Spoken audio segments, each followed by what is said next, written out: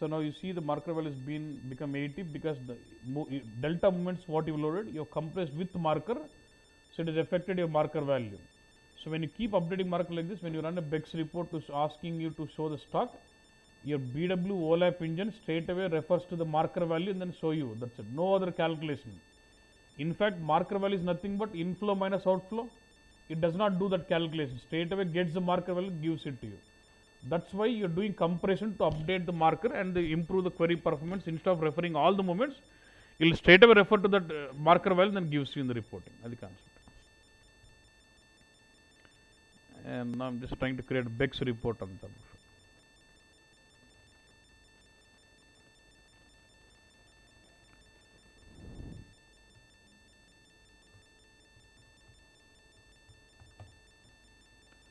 This is my cube.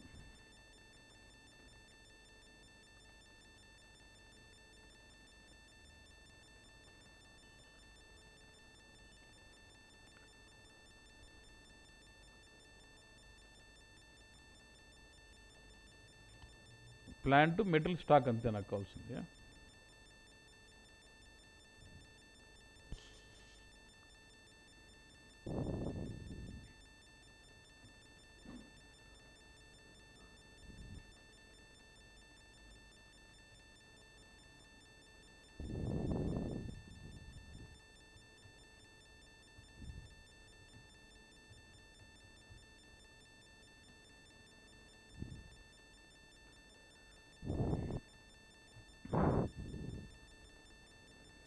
Done.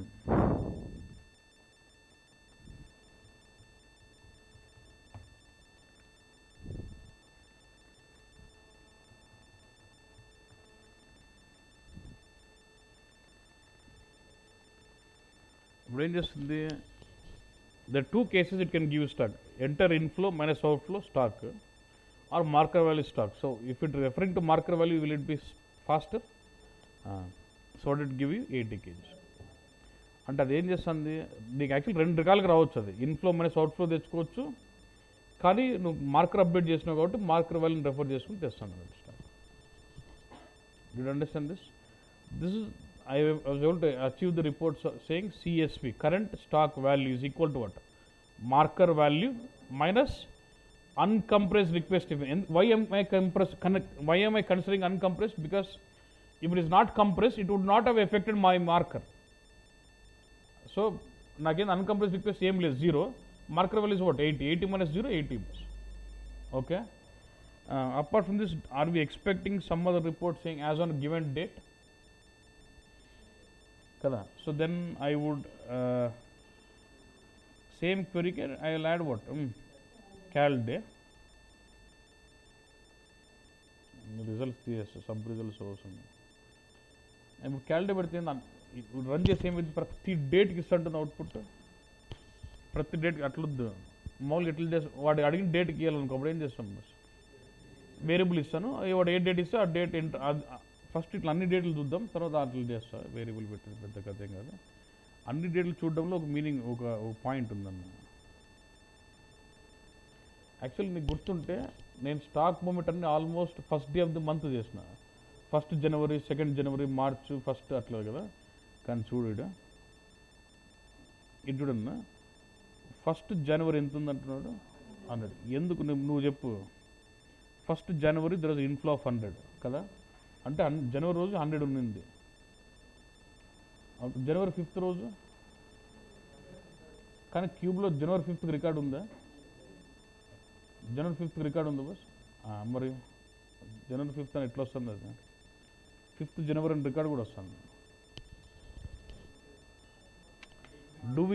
Report కొడితే ఏం కావాలో? క్యూబ్లో ఉన్న డేటా రావాలో. క్యూబ్లో 5th January రికార్డు ఉందా? లేదు. మరి ఎట్లా వస్తుంది క్యూబ్ రిపోర్ట్లో? అర్థమైందన్నా?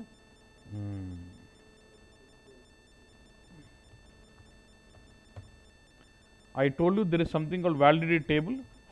Apart from F table, E table, dimension tables, it also creates something called L, validity L, cube name YICC03. దీంట్లో ఏం గుర్తుంటే, while maintaining characteristic of validity, I only specify date, cal day.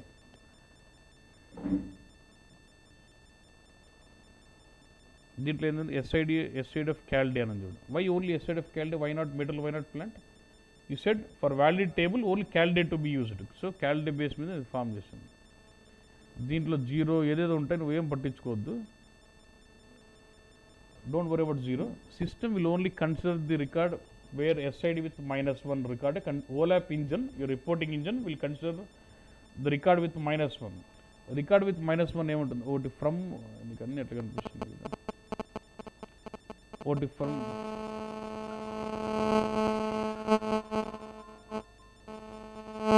మనసు చూసి you లెవ్ from and to. From ఏంది బస్? 2015 January 1st. To ఏంది బస్? December 1st బస్. నేను December 1st వరకు డేటా లోడ్ చేసిన. January 1st నుంచి December 1st వరకు మొత్తం ఈ డేటా వ్యాలిడ్ ఉంది. సో ఆ డేట్ రేంజ్ ఎంత ఉంటే అంత రేంజ్కి ఎవ్రీ డేట్కి అది స్టాక్ చూపిస్తుంది అన్నమాట. బికాజ్ అది వ్యాలిడిటీ టేబుల్ ఇంపార్టెన్స్ అన్నమాట. Gut this? సరే, ఇప్పుడు నువ్వు రిపోర్ట్కి వెళ్తే నేను నిజంగా అది -1 రెఫర్ చేసుకుంటుందా అని ప్రూవ్ చేయాలన్నట్టు నీకు. If I go to this table, report ఎండ్కి వెళ్తాను, చూసి ఎక్కడి వరకు వచ్చింది? 1st December 2015. 1st December రోజు ఎంత అయిపోయింది? 8 అయిపోయింది. కరెక్టే. నేనేం చేస్తానంటే ఈ టేబుల్కి వెళ్ళి, నేను క్యూబ్లో డేటా ఏం లోడ్ చేయాలి నాకు తెలుసు, బట్ స్టిల్ దీన్ని మాడిఫై చేసుకుంటా. డైరెక్ట్ మాడిఫైయింగ్ లేదు, just to show you proof that ఇక్కడ ఎంతవరకు ఉంటే అంతవరకు అక్కడ రిజల్ట్ వస్తుంది అనేది నా పాయింట్. డీబగ్గింగ్లోకి వెళ్ళి ఈ రికార్డు ఈ వ్యాలిడిటీని మారుస్తాను అన్నమాట. అట్లా చేయకూడదు.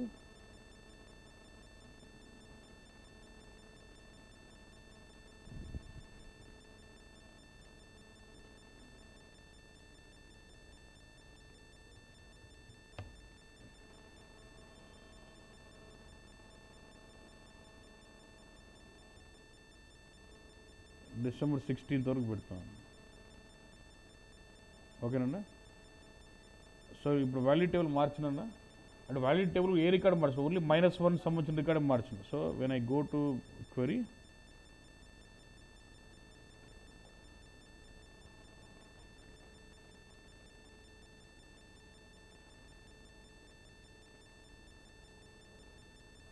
December 16th వరకు ఆ ప్రోడక్ట్ వ్యాలిడిటీ పెరిగింది అన్నమాట.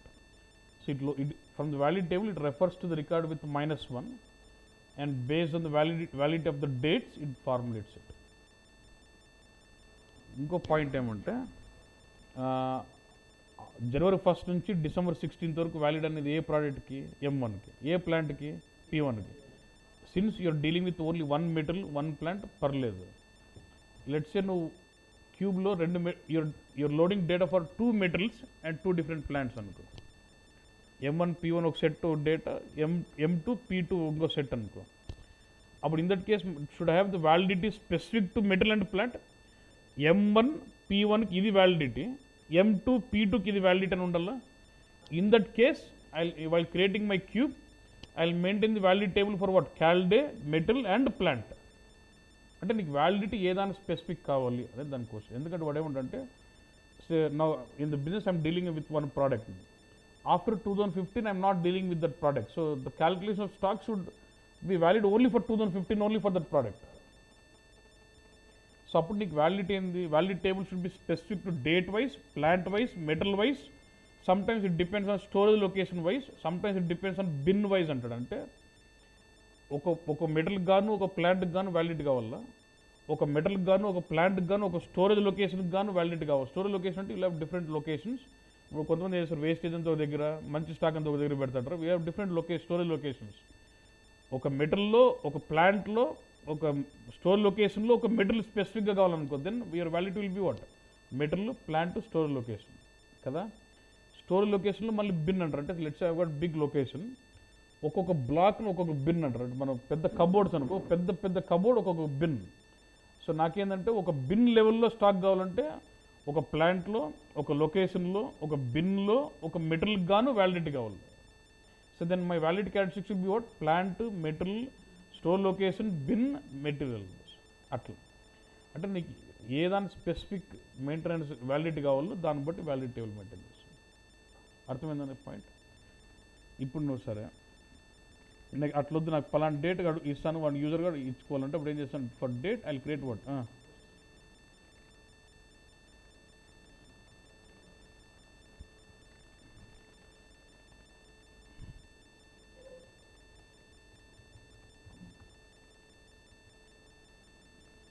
లిస్ట్ ఏదైనా పేరు ఇచ్చుకో,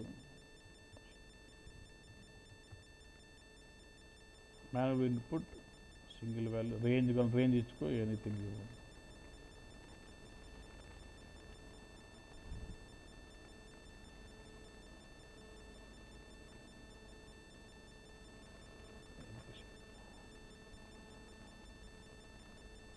ఇదేనా కాదు.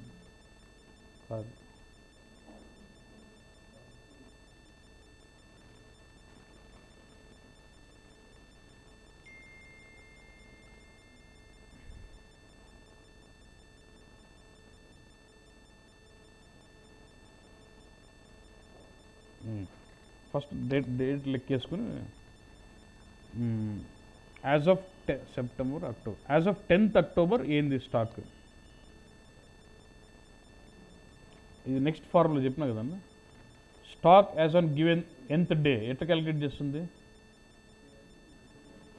మార్కర్ వాల్యూ, అది current stock marker value minus the movements after that day, all the movements after that day. అంటే నేను 10th అక్టోబర్ అడిగిన అంటే ఇక్కడ break, so total is what 80 minus all the stocks what is carried out after that ఏంది -5 ఒక outflow, -10 ఒక outflow, అంటే -10 is my major outflow. So 80 minus of 15, 80 minus of 15, so it becomes what 95. అంటే October 10th రోజు 95 stock ఉంది, కరెక్టా. So marker value minus the stock quantities movement after that date greater than that date, అప్పుడు ఏం రావాలి నీకు output ఇప్పుడు. So I will take 10th October,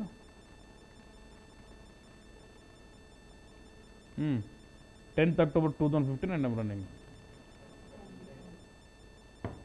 stock as an given date వచ్చిందన్న, ఓకేనన్నా. ఇది ఇంప్లిమెంటింగ్ ఇన్వెంటరీ మేనేజ్మెంట్, అర్థమైందన్న.